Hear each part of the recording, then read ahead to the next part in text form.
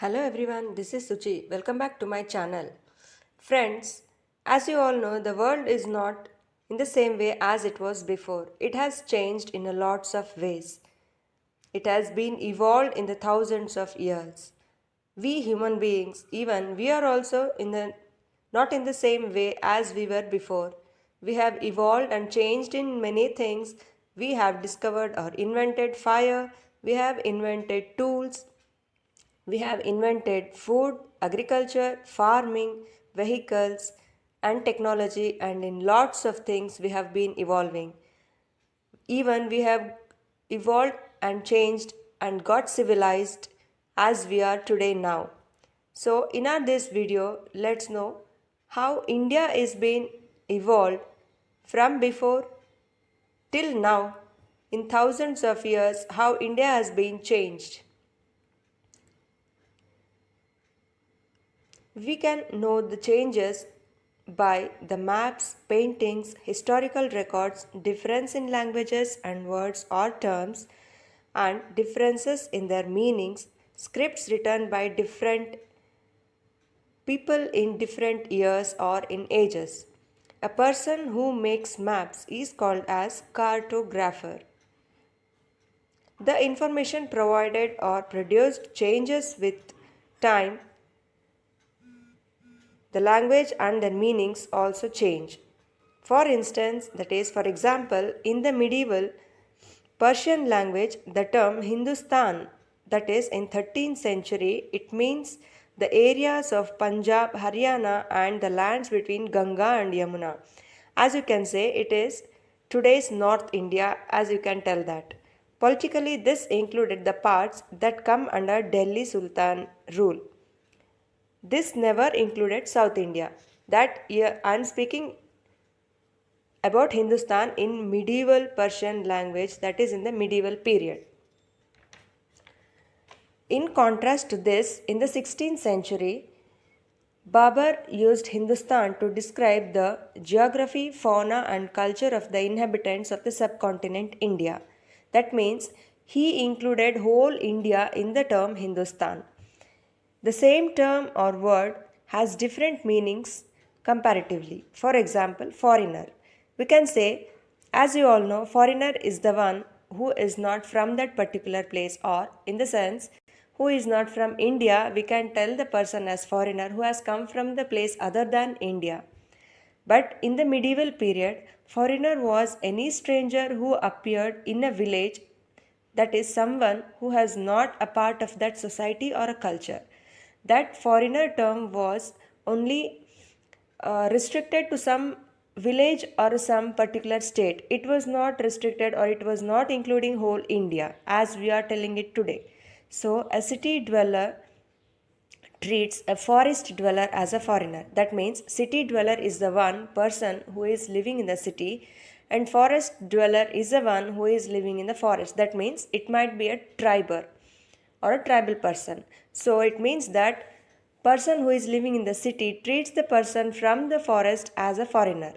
But the peasants or laborers in the same village were not foreigners to each other, because they are living in the same village, even though their occupation and the work they are doing were different, but still they are living in the same village. Even then, their religion and caste backgrounds are different, but they are not foreigners to each other. Historians and their sources. It means that what are the sources that we can get to know the changes in the thousands of years, and what historians do to know these sources. Historians use different types of sources to learn about the past. They depend on the sources like coins, inscriptions, architecture, and textual records. Later, the paper became cheaper, which was used to write holy texts, achievements of the rulers, letters, and teachings of saints, petitions, and judicial records, and for register of accounts and taxes. Manuscripts were collected by wealthy people, rulers, monasteries, and temples, which provided a detailed information to historians. Whenever you go to a big temple or a very ancient temple, you can see that some scripting has been done on the walls, or some architecture has been done, or something has been written on the walls of the temple. It means it was the information of that particular era or age, or that particular ruler who ruled that particular temple or that particular area in that age or year. That was the information regarding those periods.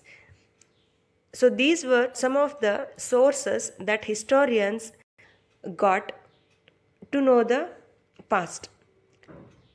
These were that means the manuscripts which were written were placed in libraries and archives.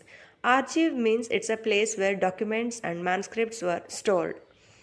There is also one major problem associated with copying of manuscripts from one era to the other. There might be difficulty in understanding the handwriting of the scribes or the person who write manuscripts, and they might have added some words or sentences which can cause huge changes in the meanings of words or sentences from the previous script. This means that you might be knowing if you are copying the notes from your friend's notes, and if you don't understand the word or some letters what he has written, you might be changing the word or the letters that you are writing in your notes. If you give the same notes to one of your other friend, they might feel difficulty in understanding your language, and there might be some other changes he might be making in his notes. The same way, in manuscripts also, these are the difficulties from age to age or from year to year. If they are copying the same manuscript, these are the difficulties they are going to face, and there might be many changes in the meanings or the words from previous script to the present script. Between the period of years between 700 and 1750, that means you can tell it as 8th century and 18th century, historian faced a lot of problems as there was a lot of development in technologies also. Lot of new foods and beverages came to the subcontinent India. Now technologies like Persian wheel in irrigation, spinning wheel in weaving, and firearms in combat have come. New foods like potatoes, corn, chilies, tea, and coffee were invented. So this was the period, that means the medieval period was the period of economic, political, social, and cultural changes and also development. During this period, groups of people traveled long distances in searching of opportunities. Among these, one group of people became important were Rajputs. This term is derived, or this word is derived from Rajaputra. It means that the son of a ruler. Between 8th and 14th centuries, this term was generally used for a group of warriors, chieftains, soldiers, and commanders who served in the armies, generally called Kshatriya community. A chivalric code of conduct, that means extreme valor and a great sense of loyalty, polite, honest, and kind towards women, were the qualities attributed to Rajputs by their poets and bards. Other group of people such as Marathas, Sikhs, Jats, Ahoms, and Kayasthas, a caste of scribes and secretaries, also used the opportunities to become politically important.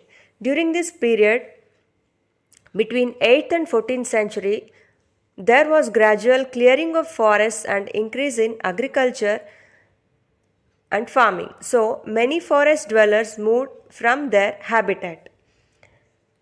So what do you mean by a habitat?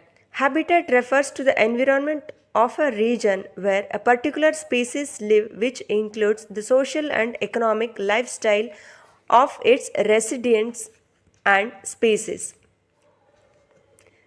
So, as the forest dwellers migrated, other people started tilling land and became peasants. Gradually, they began to get civilized and became merchants, chieftains, priests, monasteries. They became part of the large, complex societies and paid taxes. By this, significant economic and social differences emerged. Like people were grouped into jatis or subcastes, and Their status or ranks depends on the basis of their backgrounds and their occupations. It means that the person who used to pay the tax became a higher caste, and the person who was not able to pay the tax or who used to work in the others and supervision became the low caste. Jatis framed their own rules and regulations to have control over their members.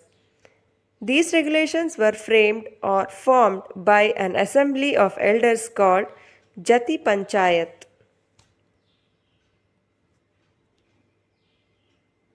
Several jatis together formed a small unit of a state.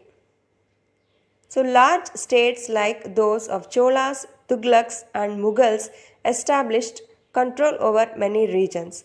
Now, coming to the regions and empires, these large states and like those of Cholas, Tughlaqs, and Mughals, what we told just now, they became the empires. A Sanskrit Prashasti praising the Delhi Sultan Ghiyasuddin Balban explained that he was the ruler of a vast empire that stretched from Bengal, that is Gauda in the east, to Ghazni, that is Gajjana in Afghanistan in the west, and also South India. This Prashasti contained the details that may not be literally true also. By 700 years, many regions possessed distinct geographical dimensions, their own languages, and cultural activities. Gradually, dynasties like Cholas, Khaljis, Tughlaqs, and Mughals were able to build an empire. When the Mughal Empire declined in 18th century, this led to the re-emergence of small and big states with their legacies that had ruled over them.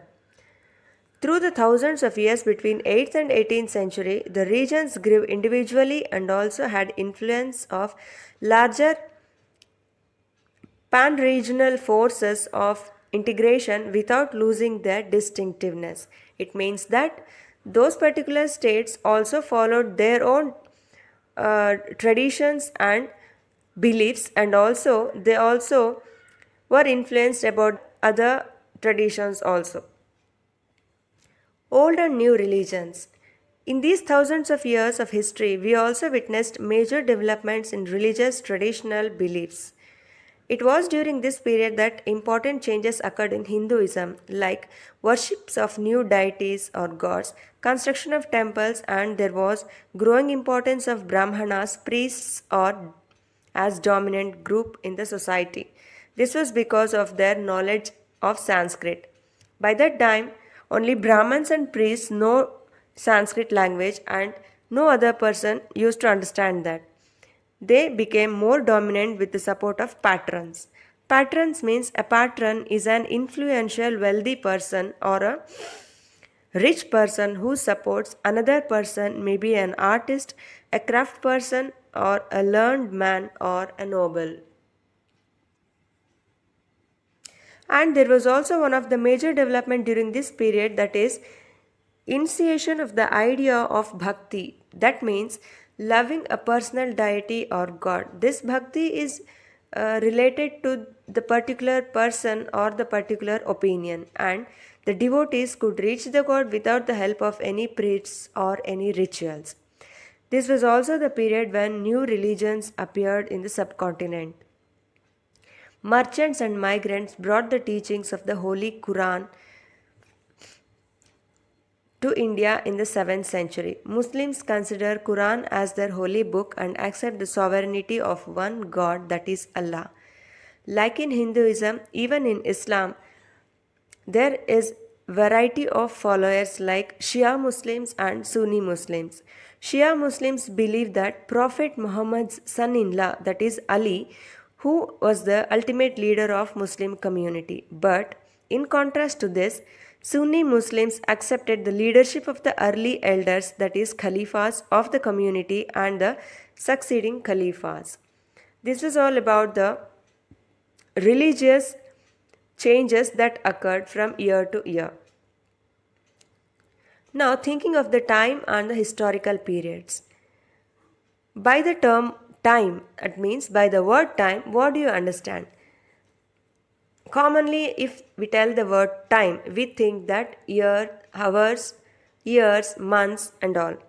But historians do not see the time as hours, days, or years, but instead they say it as the changes in the social, economic organization, in the persistence and transformation of ideas and beliefs.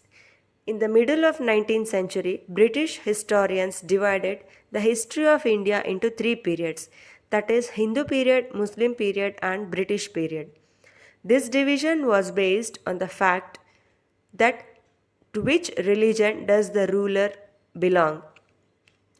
Most historians look to economic and social factors to divide history as hunter gatherers, early farmers, people living in the towns and villages, as you have learnt in your last year, and in this year, like early empires and kingdoms. Later, it can also be divided as medieval and modern period. During these thousands of years, the societies of the subcontinent were transformed, economics in the several regions reached to a level of prosperity that attracted the interest of European trading companies. This was all, this was all about the changes that took place in the Indian subcontinent between 7th and 18th centuries. Hope the concept was clear and you have understood. For any doubts or queries, you can arise and also make requests in the comment section. Please watch, share, and subscribe and click on the bell to get notified. Thanks for watching.